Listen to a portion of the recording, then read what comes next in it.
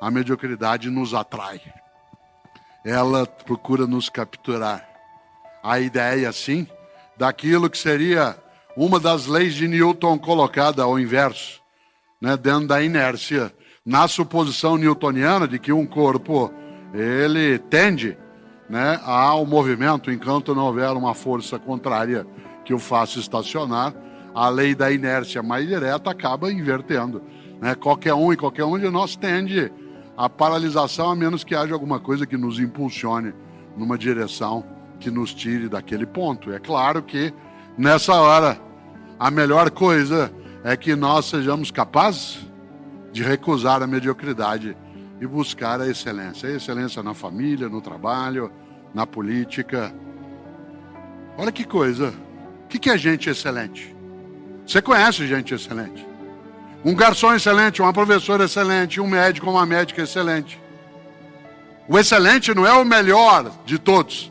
É aquela pessoa que naquilo que faz é a melhor no que ela consegue de ação. Agora eu vou usar uma expressão que pode parecer estranha. Uma pessoa excelente é aquela que faz mais do que a obrigação. Não é aquela que trabalha sem recursos, sem salário, sem retorno. Fazer mais do que a obrigação é ter a obrigação como ponto de partida e não como ponto de chegada. Uma pessoa excelente é aquela que parte da obrigação e não chega até ela. A obrigação é de onde ela sai, não onde ela retorna. Nesse sentido, você conhece. O que é uma médica ou um médico excelente? Qual é a obrigação de uma médica ou um médico? Te examinar, fazer uma anamnese, fazer um pedido eventual de exames, fazer algum tipo de prognóstico, passar uma receita. O que é uma pessoa que você admira, que é aquela que é excelente? Você já teve médicos e médicas assim? É aquela que faz mais do que a obrigação, isto é, ela se interessa por você. Ela não olha você como uma doença em alguém, mas como alguém que está com alguma perturbação. É aquela pessoa na área da medicina que você nota que ela não olhou o teu histórico só na hora que você entrou no consultório. Quantas vezes você entra no consultório, às vezes, de um médico, uma médica, ele puxa uma ficha daquele envelopinho pardo, onde ele mesmo ou ela mesma anotou coisas, e te pergunta uma coisa estranha: o que você está tomando? Fala, bom, estou tomando o que você mandou tomar, que está anotado aí, que você anotou. Inclusive, a ideia de tomar me sugere algo agora, de maneira irritada. Você nota que a pessoa não olhou, que ela não te acolheu. Diz, mas ela não tem tempo, porque ela precisa, atenção, é fazer o teu melhor naquela condição, enquanto você não tem outra condição para fazer ainda melhor. Evidentemente, nessa hora, volto a esse ponto. O que é uma professora excelente? Quantas e quantos tivemos uma professora de história, que na sexta-feira, na última aula, nos encantava. Ela nos levava a coisas que a gente gostava. Você até dizia, hoje eu vou ter aula de história. Aquela aula que quando acabava, a gente fazia assim, que não era falso, não era cínico. Porque em vários locais, às vezes você diz, vai acabar, e diz, mas não é um ato sincero, né? É um ato falso. Mas aquela professora excelente fazia mais do que obrigação. Ela não apenas passava um conteúdo. Você conhece um atleta, especialmente um jogador de futebol, quando ele é excelente ou ela é excelente? É só você observar. É a pessoa que faz mais do que a obrigação, que é capaz de ir atrás, de buscar, escavar, voltar de novo, caprichar no que tem que fazer, em vez de simplesmente dizer, bom, tudo bem, eu faço o que eu posso. Olha só. Um garçom excelente, uma garçonete excelente. Qual é a obrigação de um garçom? Você, quando vai a um lugar, você gosta de ser atendido por alguém que você conheça, que você considera excelente. A obrigação qual é? A obrigação é te receber, indicar um lugar, anotar teu pedido, trazer as coisas, trazer a conta, o cafezinho. O que é um garçom excelente? Aquele que faz mais do que a obrigação. Mas ele faz porque ele quer receber alguma gorjeta? Não necessariamente. É aquela pessoa, por exemplo, que não consegue não fazer o melhor na condição que ela está.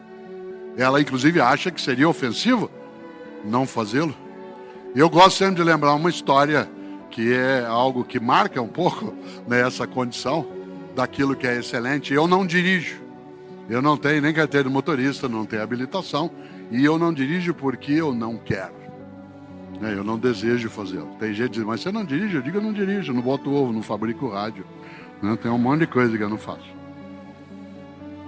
E porque eu não dirijo, vez ou outra, há pessoas que vêm para cima de mim com essa história, e eu contei isso outro dia. Há um deputado federal que não gosta de mim e vice-versa. Eu estava no saguão do aeroporto de Congonhas e ele, à distância, gritou, sabendo que eu não dirijo, para me provocar, falou assim, e aí, professor, bem alto, continua sem dirigir? Falei, continuo. E o senhor, quantos livros lançou esse ano? Ele falou, nenhum. Eu falei, eu lancei 2. Como que o senhor sabe dirigir e não sabe escrever livro? Obviamente que o argumento meu era canalha contra a canalice dele. Mas servia para mostrar o quanto que às vezes pode ser. Tem coisa que eu não faço. Por exemplo, eu não tenho WhatsApp. Não é que eu não uso, eu uso da Cláudia, certo? Mas eu não tenho. Olha que coisa. Por que eu digo isso? Porque um garçom excelente marca um pouco uma história que eu vou contar e que aconteceu comigo e com o Fernando, que está sentado aqui, e que é alguém que eu ando com ele, ele dirige faz mais de um quarto de século. Ele que dirige, eu vou ao lado, com o olho aberto, o outro fechado. E uma das coisas boas é que há uns 15 anos, nós fomos um dia até São João da Boa Vista, tinha uma palestra lá às 8 horas da noite, saímos de São Paulo, sabem o quanto que a cidade é uma cidade na fronteira com Minas Gerais, por uma estrada ótima para chegar lá, que é a SP-340, só que a gente saiu de São Paulo, com aquele trânsito que a capital tem, às 4 horas da tarde, para chegar lá com tempo, o negócio é que no caminho o trânsito enroscou, não deu para parar na estrada para comer nada antes de chegar lá, eu já cheguei direto para a palestra, consegui apenas passar no banheiro, já comecei falando, tudo terminou às 10 horas da noite, seria a hora de comer alguma coisa a mais. Não havendo pandemia naquele momento, havia uma sessão de autógrafos, que eu gosto de fazer quando é possível, e eu fiquei mais 1h30 autografando, tirando foto. Deu 11h30 da noite, a gente, com uma fome danada, saímos, imaginando que a gente iria comer na estrada. Só que não havia nada aberto na estrada. E a gente veio pela SP-340 até a Dom Pedro direto para a Bandeirantes.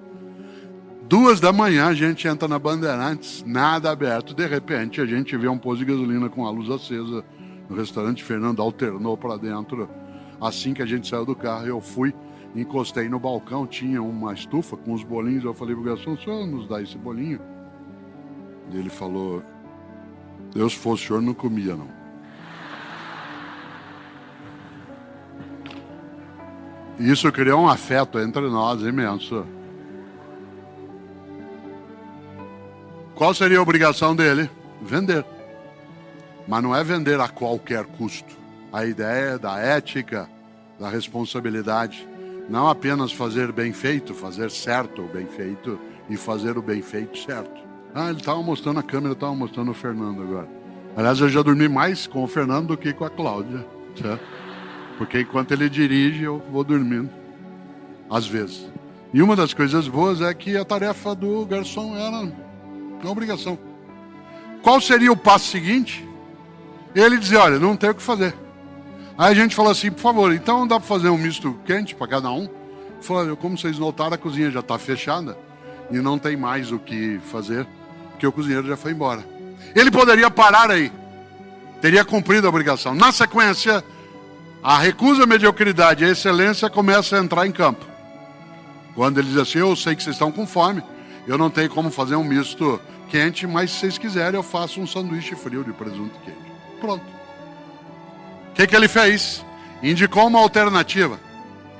Eu digo assim, mas e se ele não chega a isso? Eu digo, mas não dá, eu faço o que eu posso. Não é comigo. É o homem, o dono é que manda fechar. Não, ele foi e apresentou. Excelência é a pessoa que vai além, que ultrapassa. Por exemplo, eu gosto de escrever livros, gosto de fazer palestra, gosto de dar aula, gosto de fazer atividades de rádio e TV. E cada uma delas eu quero fazer melhor do que eu fazia. Evidentemente que isso exige que eu me dedique mais a fazê-lo. Posso eu sentar, relaxar, distrair? Claro. E aí eu vou me habituando. Por uma razão. Uma pessoa excelente é aquela que tem uma conduta marcada por um conceito decisivo que é capricho. Capricho. Caprichosa é a pessoa que faz o melhor na condição que ela tem. Cuidado que em português a palavra capricho às vezes significa melindre. Mas eu estou usando no outro sentido. Uma pessoa caprichosa é aquela que faz do melhor modo dela na condição que ela carrega.